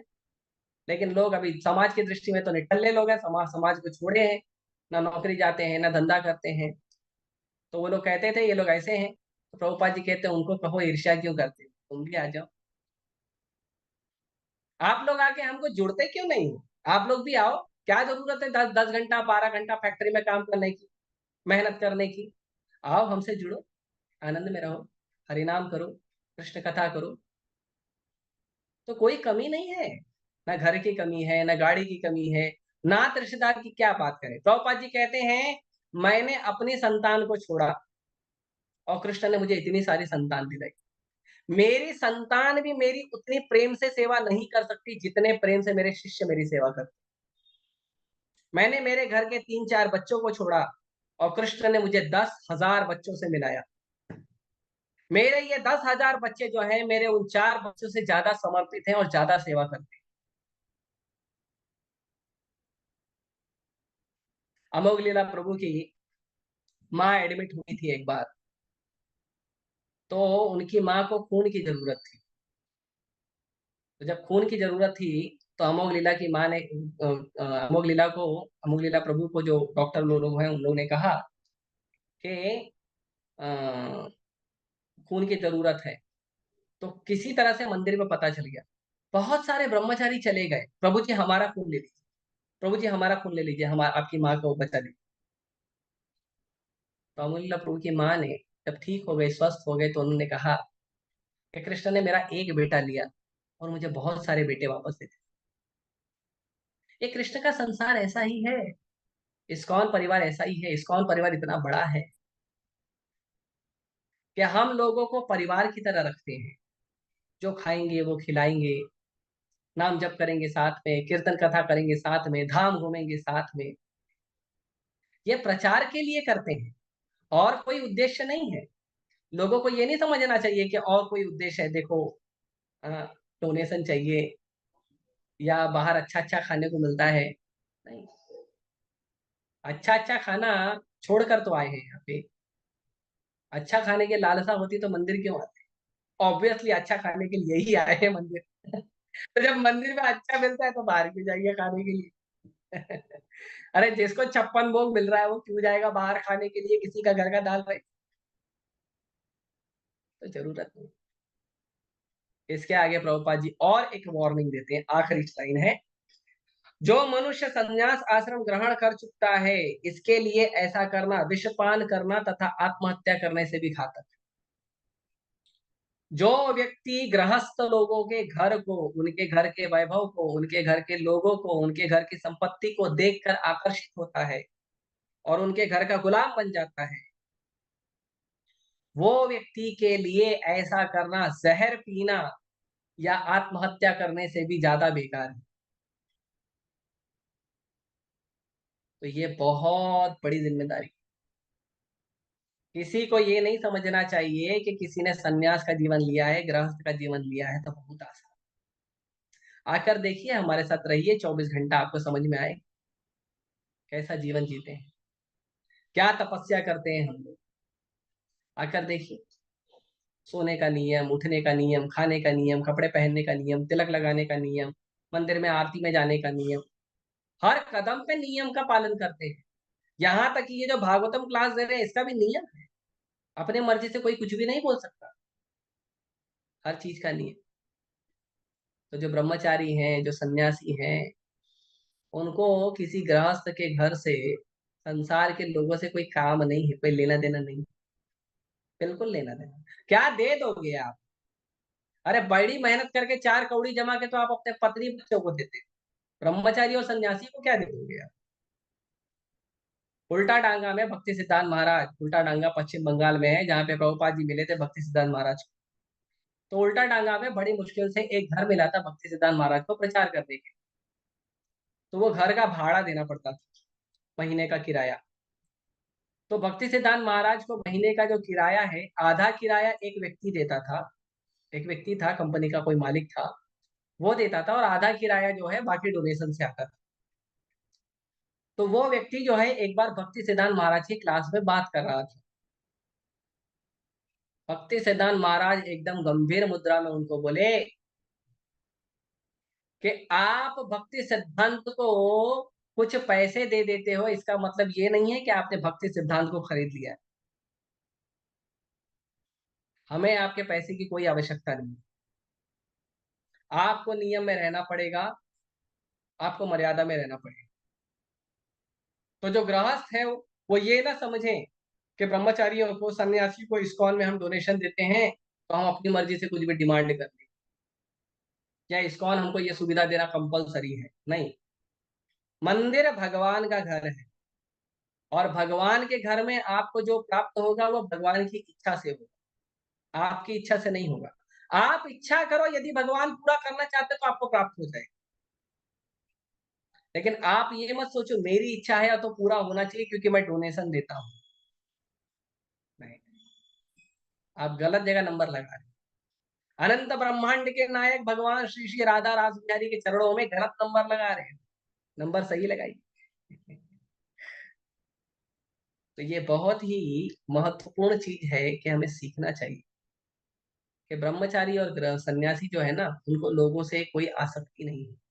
जो अपना माँ बाप छोड़ दिया उसको दूसरे के माँ बाप से क्या आसक्ति, अपना भाई बहन छोड़ दिया दूसरे के भाई बहन से क्या लेना, अपना जो बच्चा बच्चा संतान उत्पन्न नहीं करने का उसका विचार है, दूसरे के बच्चों से क्या लेना। काम एक ही है, प्रचार करना है, प्रचार करने के लिए लोगों से बात करते हैं, प्रचार करने के लिए लोगों को समझाते हैं, प्रचार करने के लिए लोगों को मिलते हैं, बस यही काम है, दूसरा काम नहीं है हमारा। और यदि किसी को ऐसा भ्रम है तो उसको हम अभी प्रणाम कर देते हैं। हमको आपका भ्रम नहीं पालना। यदि किसी व्यक्ति को ऐसा लगता है कि ब्रह्मचारी या सन्यासी को हमारे से कोई मतलब है, इसीलिए वो हमारे से संबंध बनाता है, तो सामने आके बोलिए मैं अभी प्रणाम करता हूं। कोई व्यक्ति को ऐसा लगे तो कह सकता है, आकर बोलिए अभी प्रणाम कर दूंगा तुरंत। हमारा एक ही उद्देश्य है, कृष्ण का प्रचार हो, बस, और कोई उद्देश्य नहीं है। दूसरा उद्देश्य न मैंने कभी रखा है, न कभी रखूंगा, न मंदिर के भक्त कभी रखते हैं। हम संसारी लोगों के सेवक हैं कृष्ण की भक्ति कराने के लिए। हम उनके सेवक इसलिए नहीं है कि हमको उनसे डोनेशन मिल रहा है या उनके घर पे अच्छा अच्छा खाने को मिलता है। तो सुखदेव गोस्वामी गए हैं किसी गृहस्थ के घर पे तो उसके घर को पवित्र कर। भगवान के भक्त जाते हैं किसी के घर पे, उनके घर को पवित्र कर। गृहस्थों के लिए निर्देश है, पुराणों में निर्देश है गृहस्थों के लिए कि आपको हर रोज किसी वैष्णव को अपने घर पे निमंत्रण देना चाहिए, एवरी डे। और कहते हैं कि जिस घर में कोई भक्त भगवान का और कोई साधु घर में किसी के नहीं आता है तो वो घर शमशान के समान है, मरघट के समान है। जिस घर में साधु नहीं जाते हैं, जिस घर में वैष्णव नहीं जाते हैं, जिस घर में साधु जाके वैष्णव जाके कृष्ण कथा नहीं करते हैं, वो घर मरघट के समान है, मुर्दा घर के समान है। जिंदा लोग रहते ही नहीं वहां पे। भक्ति सिद्धांत महाराज कहते हैं प्राण अच्छे या से प्रचार, जो प्रचार करता है वही जिंदा है, बाकी सब तो मरे हुए हैं। तो जो कृष्ण भक्ति करता है और कृष्ण भक्ति करने में ब्रह्मचारियों को सन्यासियों को सहयोग देता है, वही लोग जिंदा है, उसी का घर जिंदा घर है। बाकी सबका घर मुर्दा घर है, बाकी सबका घर शमशान घाट है। ये पुराणों का निर्णय है, मेरा निर्णय नहीं। इतना साधारण नहीं है गृहस्थ जीवन बनने में। गृहस्थ का मतलब होता है कि हमें सन्यासियों और ब्रह्मचारियों का सहयोग करने के लिए समाज में कमाने की जिम्मेदारी उठा, ताकि ब्रह्मचारियों को सन्यासियों को कोई कमी ना पड़े भगवान का प्रचार करने के लिए। ये गृहस्थों की जिम्मेदारी है। और इसीलिए सन्यासी और ब्रह्मचारी गृहस्थों के घर पे जाते। वरना हमको क्या सरोकार है, किस चीज से हमको क्या लेना देना, कि खाना नहीं मिलता है कि सोना नहीं मिलता है। इतने आनंद मंगल श्री राधा रास बिहारी का रोज 2 बार 4 बार दर्शन करते हैं, हमको क्या जरूरत है हमको किसी और का मुंह देखने की। प्रभुपाद जी का दर्शन करते हैं हम लोग, भक्ति सिद्धांत महाराज का दर्शन करते हैं, सीताराम लक्ष्मण हनुमान का दर्शन करते हैं, गौर निताई का करते हैं, जगन्नाथ बलदेव सुभद्रा का करते हैं, नरसिंह देव का करते हैं। और भगवान के मंदिर में, इस्कॉन में तो आप देखेंगे ऐसे सुंदर सुंदर भक्त लोग हैं, एकदम दिव्य तेज निकलता है भक्तों के शरीर से, भक्तों के चेहरे से। ऐसे दिव्य तेज वाले कांति वाले भक्तों का चेहरा छोड़ के समाज के पचका बैगन जैसा चेहरा दिखने जाएंगे। हाँ, उनके चेहरे पर पूरा बाजा बाजा रहता है, ऐसा लगता है अभी पता नहीं कोई सर पे लाके पत्थर डाल देगा, इतना टेंशन होता है उनके साथ। ऐसा टेंशन वाला चेहरा देखने जाएंगे हम लोग। नहीं जरूरत है। हम जाते हैं, ये समाज के लोग, समाज के लोगों को प्रचार करना। आज ही परम पूज्य गोपाल कृष्ण गोसाई महाराज का एक कोट आया है, मैं उसको पढ़ना चाहूँ।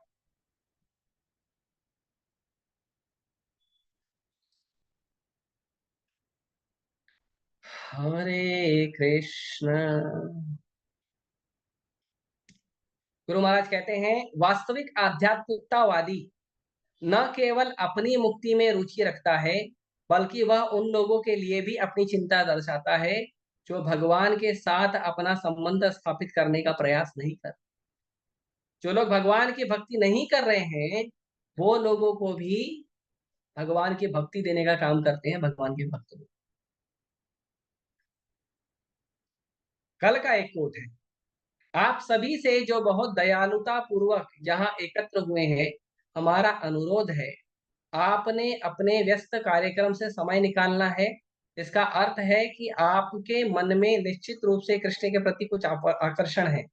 कृपया अपने जीवन को पूर्ण बनाएं, पाप कर्मों से दूर होते जाओ और हरे कृष्ण मंत्र का जाप करने से निश्चित रूप से पूर्णता का मार्ग प्राप्त होगा। यही हमारा अनुरोध है, हमारा यही काम, सन्यासी का, ब्रह्मचारी का यही काम। लोगों को भगवान की सेवा में लगाओ, भगवान के नाम जप में लगाओ, भगवान की कथा में लगाओ, कीर्तन में लगाओ, प्रसाद में लगाओ, ये भक्तों का। तो इसीलिए ये जो समाज में भ्रम है ना कि ब्रह्मचारी लोग घूमते हैं भिख मांगने के लिए, भिक्षा मांगने के लिए घूमते हैं, नहीं नहीं नहीं, जरूरत है। हम पानी पी के अपना जीवन चला सकते हैं, फल खा के जीवन चला सकते हैं, गाय का दूध यहाँ वहां मिल जाता, जीवन चला सकते हैं। अरे जो कृष्ण चींटी को कण भर देते हैं, हाथी को मन भर देते हैं, वो दयालु दाता के अपने भक्तों का ध्यान नहीं रखेंगे? हाँ? हाथी कितना खाता है, कृष्ण देते हैं ना। हाथी घास खाता है, शेर मांस खाता है, गाय घास खाती है, कृष्ण देते हैं ना सबको। अपने भक्तों को क्यों नहीं देंगे? भक्तों को कोई कमी नहीं, फिर भी भक्त जाता है, अरे देखो वो व्यक्ति भजन नहीं कर रहा है, अरे देखो वो व्यक्ति भगवान के मंदिर नहीं आता है, अरे देखो वो व्यक्ति भगवान का ग्रंथ नहीं पढ़ रहा है, देखो वो हरिनाम नहीं जप कर रहा है, मैं जाके थोड़ा समझा के आता हूं। तो आप किसी के घर पे जाकर पूछेगा क्यों आया हो, तो बोलते कुछ नहीं, बस आपसे थोड़ा मिलने आए हैं, बातचीत करने आए हैं, थोड़ा पानी वानी पिला दीजिए, बस। बहाना कुछ और होता है, ये काम एक ही है, कृष्ण देना। तो ये कार्य है सन्यासी का, ब्रह्मचारी का, जो मैं थोड़ा बहुत समझ पाया हूँ, ज्यादा बुद्धि तो है नहीं ठीक है, तो मैं ये अपने शब्दों को रोकूंगा, 8:30 हो गए हैं। आप भक्त में से किसी भक्त का कोई प्रश्न है, जिज्ञासा है, या मैंने कुछ बोल दिया हो जिसमें कोई गलती हो, तो कृपया करके मुझे बताइए। हरे कृष्ण।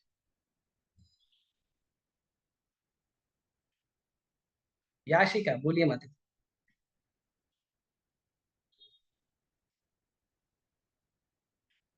अनम्यूट हरे करिए और बोलिए। कृष्ण। जी जी, हरे हरे कृष्ण कृष्ण माता। प्रभु जी। दंडवत प्रणाम प्रभु जी। प्रभु जी, आपकी जो कथा है, कुछ दिन से जैसे मैं आपका सुनती हूँ तो ऐसे लगता है वो मेरे ऊपर ही आप कथा करते हैं शायद। हे प्रभु अरे जी आप मुझे क्षमा करिए, ऐसा प्रसंग चल रहा है इसके लिए मेरे को ऐसा बोलना पड़ता है, मेरा हाँ, ऐसा तो कोई मन नहीं जी, है जी, भागवतम में भगवान कृष्ण ही है शब्द रूप में, तो मुझे लगता है भगवान कृष्ण भागवतम से मुझे ही समझाने पे लगे हुए हैं बस। पहले जैसे मैं वैष्णव अपराध करती हूँ तो आपने बताया था कि वैष्णवों के प्रति इस तरह का भाव नहीं रखना चाहिए, वो जिस तरह से सेवा करते हैं उनका वो भगवान देखते हैं, हमें उनका विचार इस तरह का नहीं रखना चाहिए। तो मैंने आपका कथा सुनना ही छोड़ दिया था, अंदर से इतना लगने लगा कि मैंने बहुत अपराध कर दिया है। अब जैसे जैसे आज मैंने कथा सुनना शुरू किया, तो हाँ, आज तो पूरा मेरे ऊपर ही था। हाँ, कैसे था, क्योंकि अभी घर में फंक्शन था छोटा सा, तो मुझे वहां जाना हुआ। तो घर में अब हम सब स्त्रियां इकट्ठे हुए हैं, तो अब मुझे भी समय मिला उनके साथ निकालने का, तो मैं बैठी, मेरे सब बड़े हैं, तो वहां पे उनका मैंने सबकी बातें सुनी, तो उन्होंने कहा यशिका तेरी जिंदगी सबसे मजे की है। मैंने बोला हाँ। कैसे? ये तुमको ना सास ससुर की सेवा करनी है, ना जेठ जेठानी की चिक चिक सुननी है, किसी का कुछ नहीं है, हमको देखो हम कैसे फंसे हुए हैं, तुम बस हंसती हो, मजे लेती हो, आराम करती हो, काम धाम तुमसे कुछ होता नहीं है। तो उनको बोलो भक्तों का तो काम यही रहता है मैंने ना बोला कि मैं, मेरे पास वो जादू की अब छड़ी बोलिए है, आगे। तो वो तुम ले लीजिए जादू की छड़ी। तब वो बोले कि नहीं, जादू की छड़ी तुम्हारी वाली हमको नहीं चाहिए। मैंने कहा क्यों? क्योंकि जो हमने सुना है कि जो सास ससुर की सेवा है ना, वही सबसे बड़ी सेवा है, और हम वो कर रहे हैं, तुम नहीं कर रही हो, तो तुमको कृष्ण स्वीकार नहीं कर रहे हैं। तो मैंने आपका लेक्चर सुन ही लिया था बहुत पहले कि जो भक्त हैं, चाहे वो पति रूप में हो, सास ससुर रूप में हो, माता पिता के रूप में हो, अगर हम उनकी सेवा करते हैं तो वो कृष्ण भक्त की सेवा है।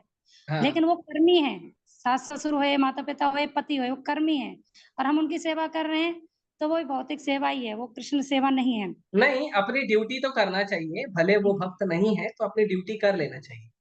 जी, ससुर सेवा का तो सेवा, करनी है, पति पत्नी। लेकिन लेकिन वो कृष्ण से अलग हुई तो वो कृष्ण सेवा नहीं हुई। हाँ आपने वो, जैसे बताया। लेकिन हमारी ड्यूटी में तो काउंट होगा ना। अगर हम अपना ड्यूटी छोड़ के कृष्ण के पास जाएंगे तो कृष्ण को कैसे अच्छा लगेगा? जी जी जी। ड्यूटी तो तो करना पड़ेगा ना। जी, तो हमारे एज की भी है, जैसे हमारे सब है, बहुत बड़ा परिवार है, जेठानी है, देवरानी है, और सब हैं, तो मैं उनको कन्विंस नहीं कर पाई। उन्होंने, उनका क्या था कि मैं उनको बोलना चाहती थी, तो उन्होंने पहले ही बोल दिया था कि हमसे ये माला जाप नहीं होगा, तुम पाखंड करती हो, हमसे नहीं होगा। मैंने कहा चुप रहना ही ठीक है। तो अभी मैंने उनका बातें सुनी, तो बातें सुनने से मेरा दिल तो पिघल रहा था कि ये सिर्फ दोष देख रहे हैं दूसरों में कि मेरे साथ वो ऐसा करता है, वैसा करता है, वैसा करता है, ये सब देख रहे हैं, लेकिन उनको ये नहीं पता ये बीमारी कारण क्या है, कि हम जिसके हैं उस जड़ से अलग हो गए हैं बस। अब नहीं हाँ समझ सकते। अब वहां से जाके फिर मुझे मायके जाना हुआ। मायके में मेरी भाभीयों की यही कहानी थी। अब करेक्ट। मैं फंस गई। मैंने कहा किसी को मैं कन्विंस नहीं कर सकती यहाँ। मैंने अपने भाभी को बोला कि देखो तुम्हारे साथ एक कष्ट है ना, बस तुम थोड़ा सा प्रयास करो, एक नाम जाप करो। सीधा ही मेरी भाभी ने बोला बस ये माला जाप करने का हमको मत बताना, चाहे हमको कुछ भी बताओ, हम अपने हिसाब से भक्ति कर रहे हैं, हमको पता है भक्ति कैसे करनी है। तो प्रभु जी जब इतने ज्ञानी हमें मिल जाए, और ज्ञानियों का हमें दर्द आता है कि एक ज्ञानी सही ज्ञान ले लें, और अंदर से इच्छा करती है, क्योंकि कृष्ण तो है ना अंदर, वो तो चाहते हैं कि सबको भक्ति मिले। हम नहीं चाहते, लेकिन भगवान चाहते हैं, गुरु चाहते हैं। अब कैसे मैं अपने परिवार को ये सब चीजें समझाऊं? मेरे सास ससुर अब माता पिता करते हैं, वो समझ गए हैं, और पूरा परिवार में कोई नहीं समझ पा रहा है। तो ऐसा है जी कि हमें जो नहीं समझता है ना उसको प्रचार नहीं करना चाहिए। जी हमारे मंदिर में प्रभुपाद जी के शिष्य हैं, भीमा प्रभु, जी और वैशिष्टिका प्रभु करके प्रभुपाद जी के शिष्य हैं, और भी कई सारे प्रभुपाद जी के शिष्य हैं। परम पूज्य गोपाल कृष्ण गोसाई महाराज का भी एक लेक्चर मैंने सुना था। तो वो कहते हैं कि जब आपको फल तोड़ना होता है तो दो प्रकार के फल होते हैं, एक कच्चा फल होता है, एक पक्का फल होता है। भीमा प्रभु बड़े प्रेम से बताते हैं, बोलते हैं एक कच्चा आम होता है, एक पक्का आम होता है। तो जो कच्चा आम होता है उसको तोड़ने को ज्यादा मेहनत लगता है, जो पका आम होता है उसको टप करो तो हाथ में आ जाता है। तो कहते हैं, प्रभुपाद जी भी कहते हैं कि हमें संसार में जाके हर व्यक्ति को कृष्ण देना है, जो ले ले उसको साथ में लेकर आना है, जो ना ले, जो श्रद्धालु नहीं है उसको बोलो तुम प्रसाद खाओ, तुम भक्ति नहीं कर सकते, कोई प्रसाद खाओ। कभी कभी मंदिर आ जाया करो, हमारे ठाकुर जी का मंदिर, बस। उनको ज्यादा प्रचार मत करिए। और अगर कोई बोले तुमको पाप लगेगा, पुण्य लगेगा, तो बोलो देखो मुझे भक्ति करना अच्छा लगता है। उनको ये मत बोलो कि नहीं हम पाप पुण्य से परे हैं, तुमको क्या मालूम कृष्ण भक्ति क्या पार, नहीं, गधे हैं, उनको क्या समझेगा। तो जैसे मुझे लोग बोलते थे पहले, जब मैं कर्मी कपड़ों में जीवन बिता रहा था, तो मुझे जब बोलते थे कि तुम ये भक्ति क्यों करते हो, तो मैं उनको कहता था कि मुझे ये काम करना अच्छा लगता है। तो कहते थे माँ बाप की सेवा, मैं बोला अपना ड्यूटी करूँ। कहते थे भाई बहन की सेवा, अपना ड्यूटी करेंगे। बोले जॉब व्यापार, बोला अपना ड्यूटी करूँ। जब मैं छोड़ने लगा तो उन लोगों ने कहा कि तुम माँ बाप को छोड़ रहे हो, व्यापार धंधा व्यापार छोड़ रहे हो, तुमको पाप लगेगा। तो मैंने बोला देखो पाप पुण्य मुझे नहीं पता, मुझे भक्ति करना अच्छा लगता है, प्रचार करना अच्छा लगता है, इसके लिए मैं करूँ। तो लोगों को वो बताइए जो लोग सुनना चाहते हैं। किसी दारू पीने वाले को बोलो कि दारू पीना गलत है, वो क्या बोलेगा? गलत है लेकिन मुझे अच्छा लगता है, आप क्या कर लोगे? तो भक्ति करना यदि समाज की दृष्टि से गलत नहीं है, उनको बोलो भाई मेरे को अच्छा लगता है, क्या करना चाहिए? और घर के जो सास ससुर, घर के जो रिश्तेदार वगैरह हैं, उन लोग से थोड़ा बहुत मिलना चाहिए, ज्यादा नहीं मिलना चाहिए, कम समय बिताना चाहिए।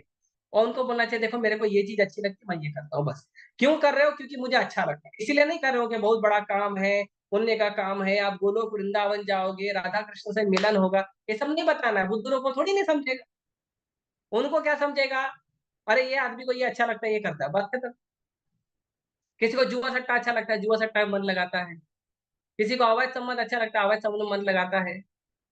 किसी को दारू पीना अच्छा लगता है, दारू पीने में मन लगाता है। किसी को क्रिकेट अच्छा लगता है, पूरा 24 घंटा क्रिकेट खेलता रहता है माँ बाप को छोड़ के।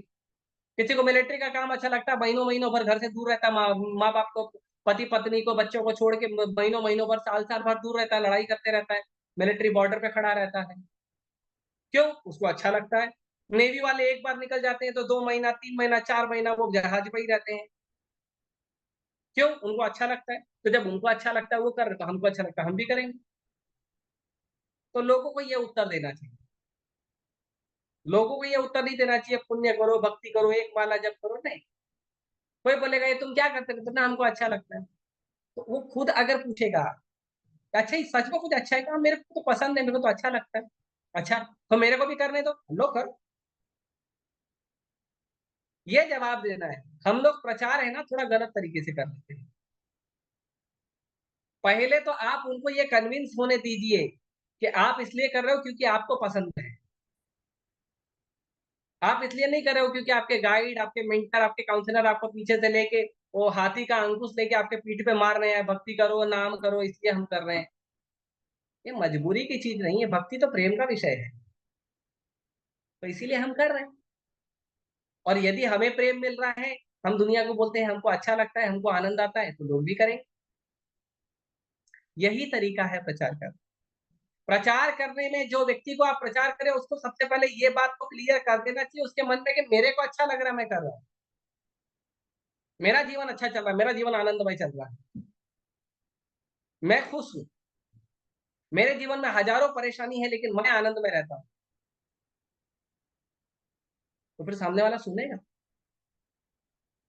और ऑब्वियसली आनंद है, किस चीज में आनंद नहीं है?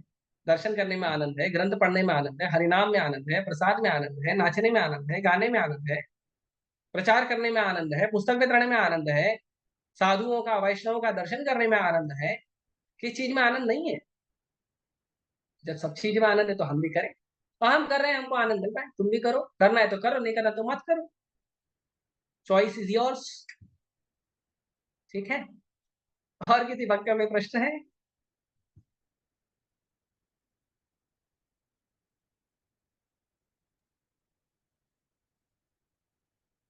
हरे हरे कृष्ण कृष्ण प्रभु जी। प्रभु जी, दंडवत प्रणाम। दो दो भक्त बोल रहे हैं, पायल माता जी बोलिए, बाद में अंजलि माता जी। प्रभु जी, मेरा एक सवाल था, जैसे आपने बताया कि प्रभुपाद जी कहते थे हर वैष्णव को डेली घर पे बुलाना चाहिए को, लेकिन ज्यादातर भक्तों के साथ ऐसा होता है कि कोई, जैसे कोई सीनियर महाराज आते हैं या कोई ब्रह्मचारी आते हैं, तो वो पर्टिकुलर कुछ सीनियर भक्तों के घर ही जाते हैं प्रसाद के लिए। आपका आवाज रुक गया, प्रश्न पूरा हो गया क्या? हाँ, तो मैं ये जानना चाह रही थी कि, हेलो, हाँ बोलिए, बोलिए। वो किसी का कॉल आ रहा था, सॉरी प्रभु जी, माफ हाँ, कीजिएगा। नो तो प्रॉब्लम। मैं ये जानना चाह रही थी कि फिर हमारे ऊपर कृपा कैसे हो, या जो भक्त जिनके घर पे कभी भी कोई आना नहीं चाहता तो उन पे कृपा कैसे हो? हम तो बुलाना चाहते हैं, लेकिन जैसे कि हम लोग, आप समझ रहे होंगे कि पर्टिकुलर शेड्यूल होता है उनका। तो जैसे ब्रह्मचारी है या महाराज लोग हैं, वो हमारे घर पे नहीं आते, तो ऐसे में हम लोग कैसे कृपा लें? तो भगवान ने ये नहीं कहा है कि ब्रह्मचारी और सन्यासी को ही बुलाना है, भगवान ने कहा भक्तों को बुलाना है।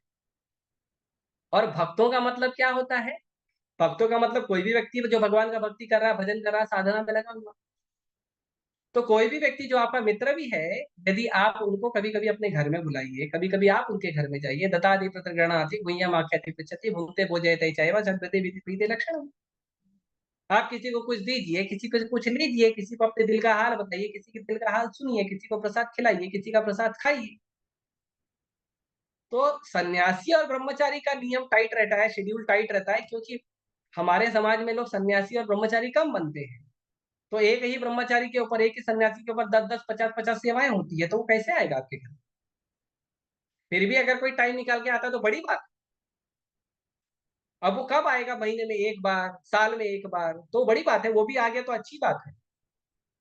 लेकिन अगर वो नहीं आ पा रहा है, आप अपने घर में कुछ भक्तों को बुलाइए, जो आपके मित्र हैं, बंधु हैं, नया प्रचार शुरू करिए, नए लोगों को प्रचार करिए, उन लोगों को कभी कभी घर में बुलाइए, उनके साथ बैठ के गीता भागवत पढ़िए, उनको प्रसाद खिलाइए। ये भी तो भक्तों की सेवा है ना। केवल सन्यासी और ब्रह्मचारी का सेवा करना ही भक्तों का सेवा है क्या? कृष्ण का प्रसाद खिलाने से ज्यादा उत्तम सेवा और क्या है? तो यदि आप मान लो कोई व्यक्ति भक्ति नहीं कर रहा है और आप उस व्यक्ति को भक्ति कराने के लिए घर में लेके आते हो और उसको प्रसाद खिलाते हो, तो ये भी तो वही है ना। क्या अलग हो गया है? ऑब्वियसली उन्नत भक्तों का संग मिले, उन सन्यासी ब्रह्मचारी घर में आए तो अच्छी बात है। लेकिन अगर सन्यासी ब्रह्मचारी नहीं आ रहे हैं तो भी आपके मित्र हैं, बंधु हैं जो भक्ति कर रहे हैं, या जिन नए लोगों को आप प्रचार कर रहे हैं, उन लोगों को यदि आप घर में बुला के प्रसाद खिलाते हैं, उनकी सेवा करते हैं, तो वो भी तो सेवा में ही जाएगा ना, कृष्ण की सेवा में। वो भी तो प्रसाद खिलाने में ही जाएगा ना, वो भी तो कृष्ण चर्चा में ही जाएगा ना। तो यदि हमें समुद्र नहीं मिल रहा है तो समुद्र की एक बूंद से तो काम चलाइए। जी पूरा प्रभु जी, बहुत बहुत धन्यवाद। प्रभु जी बहुत अच्छे से समझाया आपने, और अब इस भक्त बात का मतलब हर ध्यान कोई भक्त है रखेंगे। ना माता जी। महाप्रभु कहते हैं जिसने जी एक जी बार हरे कृष्णा बोला वो भी भक्त है। जी है ना। जी, बिल्कुल प्रभु जी। जी, धन्यवाद। धन्यवाद प्रभु जी। अंजलि हरे माता जी, हरे कृष्ण। हरे कृष्णा प्रभु जी, दंडवत प्रणाम। हरे thank you Krishna. So much प्रभु जी फॉर द नाइस क्लास। आपने इतने अच्छे से बताया कि प्रचारक का मूड कैसे होना चाहिए और कैसे प्रचार करना चाहिए, एक गृहस्थों का क्या कर्तव्य होता है। हाँ। Thank you so much. मेरा क्वेश्चन था कि आपने पिछली क्लास में भी बोला था कि जो शिव जी हैं वो अमर हैं, और आज भी आपने बोला शिव जो है वो कृष्ण से अभिन्न है और कृष्ण से भिन्न भी है। तो कृष्ण जो शिव है वो जीव तत्व भी नहीं है और वो विष्णु तत्व भी नहीं है। तो उनका तत्व क्या है, शिव जी का तत्व क्या है, वो थोड़ा सा क्लियर कर सकते हैं आप? क्षीरं यथा दधि विकार विशेष योगा संजायते नहीं ततः पृथगस्ति हेतो यः शम्भुतां तथा समुपैति कार्यात् गोविंदमादि पुरुषं तमहं भजामि। तो ब्रह्मा जी कहते हैं ब्रह्म संहिता में कि भगवान ने सृष्टि के कार्य हेतु, भगवान ने सृष्टि के कार्य हेतु, सृष्टि के संहार हेतु भगवान ने शिव जी का गुण अवतार धारण किया है। तो शिव जी भगवान के गुण अवतार हैं, तमोगुण के अवतार हैं, तमोगुण के जो नियंता है। तमोगुण को नियंत्रण में रखने के लिए भगवान ने शिव जी का रूप लिया है। एक, शिव जी भगवान विष्णु नहीं है, शिव जी जीव भी नहीं है। और शिव जी ने ये जो रूप लिया है ये कैसे लिया है?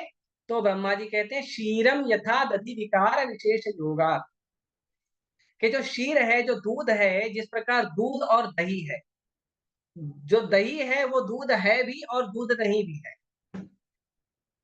जो दही है वो दूध ही है क्योंकि दूध से ही बनता है, लेकिन दूध नहीं भी है क्योंकि दूध का विपरीत है, अगर दूध में एक दूध दही देता है तो पूरा दूध खराब हो जाएगा। उसी प्रकार कृष्ण दूध है और शिव दही। तो शिव जी जो है वो कृष्ण है और नहीं भी है। तो कृष्ण जो है संसार का पालन और संहार करने के लिए शिव जी के रूप में प्रकट होते हैं। कृष्ण कभी भी भौतिक प्रकृति से डायरेक्ट संपर्क में नहीं आते। कृष्ण शिव के रूप में भौतिक प्रकृति के संपर्क में आते हैं और दुर्गा मैया के साथ मिलकर पूरी सृष्टि की रचना करते हैं। और ना कृष्ण को कोई लेना देना नहीं है भौतिक संसार से। ऑब्वियसली लेना देना है, पर वो शिव के रूप में संपर्क में रहते हैं। कृष्ण डायरेक्ट संपर्क में आते हैं अपने महाभागवत भक्तों के द्वारा। यदि आपको कृष्ण का डायरेक्ट संपर्क करना है तो शिव जी का शरण लीजिए, कृष्ण संपर्क देंगे आप। प्रभुपाद जी का शरण लीजिए, लक्ष्मी जी का शरण लीजिए, तो कृष्ण आपको डायरेक्ट संपर्क देंगे। डायरेक्ट कृष्ण से रिलेशन बना जाए तो कृष्ण बनेंगे हरे कृष्ण जप करो। क्या यस प्रभु जी। तो प्रभु जी जो सृष्टि के अंत में जो विनष्ट होता है, सृष्टि जो प्रलय प्रलय आता है, तो शिव जी भी उसमें वो भी विनष्ट शिव होते जी हैं? का ही मेन रोल है। हाँ यस प्रभु जी, वो करते ही हैं। तो मतलब अंत में, सृष्टि के अंत में केवल विष्णु जी बसते हैं ना फिर? हाँ, यस। नारायण एक आसीत, केवल नारायण बचते। तो मैं ओके कल प्रभु। कमल लोचन प्रभु का लेक्चर सुन रहा था शिव जी के महिमा पे। तो कमल लोचन प्रभु बता रहे थे कि शिव जी जो है वो जीवों को बार बार मौका देते हैं। शिव जी का एक नाम है महाकाल। तो वो क्या है ना, वो मृत्यु के देवता भी हैं। मृत्यु के देवता भी हैं। जैसे कमलोच प्रभु बता रहे थे कि जीवों को नियंत्रण टाइम करता है और टाइम को नियंत्रण यमदूत करते, यमराज जी करते हैं, और यमराज जी को नियंत्रण शिव जी करते हैं। तो शिव जी भी मृत्यु के देवता है। तो शिव जी क्या करते हैं, लोगों को बार बार मृत्यु देते हैं, बार बार जन्म देते हैं कि चलो इस जन्म में भक्ति करेगा, इस जन्म में कृष्ण भक्ति करेगा, इस जन्म में कृष्ण भक्ति करेगा, इस जन्म में कृष्ण भक्ति करेगा। लेकिन जब शिव जी देखते हैं कि जन्म जन्मांतर कृष्ण भक्ति करने का इस व्यक्ति को, इस जीव को अवसर दिया, और ये जीव कृष्ण भक्ति नहीं करता, शिव जी फ्रस्ट्रेट हो जाते हैं, एकदम परेशान हो जाते हैं, परेशान होकर पूरा संसार जला के राख कर देते हैं। नालायक कहीं का, भक्ति करने बोलता हूँ करता नहीं है। इसीलिए शिव जी विनाश करते हैं, समझे आप। जैसे किसी बच्चे को कोई उसका पिताजी बोलता है ठीक है अगली क्लास में पास होना, अगले साल पास हो जाना, अगले साल पास हो जाना, जब देखते हैं नालायक 10-10 साल से पास ही नहीं होता, तो उसको स्कूल ही छुड़ा देते हैं, है ना। तो शिव जी इसीलिए संहार करते हैं। शिव जी बड़े दयालु हैं, लेकिन क्या करें, फिर वापस से जब सृष्टि होती फिर शिव जी उसी जीव को वापस दया दिखाते हैं, क्या करें। तो हम लोग शिव जी को बहुत परेशान करते हैं। ठीक है, हेलो और कोई भक्त? प्रभु जी, थैंक यू सो मच। हरे हेलो, हरे कृष्णा प्रभु जी। पागल। अरे हेलो। हरे आपने पागल प्रभु जी को बोल दिया क्या? नहीं प्रभु जी, सिस्टर दी है। हरे कृष्णा प्रभु जी। बोलिए। और कैसे हो आप? बाद में ये सब पूछने का जूम पर नहीं होता है, मतलब ये रिकॉर्डिंग हो सॉरी रहा सॉरी सॉरी है। Sorry sorry. पर्सनल कॉल करिए, ठीक है। आप सभी भक्तों का बहुत विशेष धन्यवाद। आप सभी ने बहुत धैर्य से मुझे सुनने का प्रयास किया, और आप सभी आशीर्वाद दीजिए कि मैंने जो सन्यासी के और ब्रह्मचारी के लक्षण बताए हैं, मैं भी इन्हीं लक्षणों पर चलूं, कोई गलती ना करूं, जिससे प्रभुपाद जी और हमारे गुरु महाराज का जो है आदेश उल्लंघन हो, या उनका आदेश पालन करने में मैं कमी करूं। तो इसीलिए मेरा आप सभी वैष्णवों के भी प्रति, आप लोगों के वैष्णव के चरण कमलों में भी मेरा निवेदन है कि आप लोग मेरे लिए प्रार्थना करिए कि जो ब्रह्मचारी का जीवन मुझे मिला है, या जो मैं किसी तरह से प्राप्त कर पाया हूँ प्रभुपाद जी की अनुकंपा से, गुरु महाराज की अनुकंपा से, इसको मैं पूरा जीवन कर सकूं, और जो मैंने लक्षण बताए हैं इन्हीं लक्षण पर पूरा जीवन चल सकूं। तो आप लोग मुझे इसलिए आशीर्वाद दीजिए। हरे कृष्ण। ग्रंथराज श्रीमद् भागवतम की जय, श्रील प्रभुपाद की जय। हरे कृष्ण। जय हरे कृष्णा।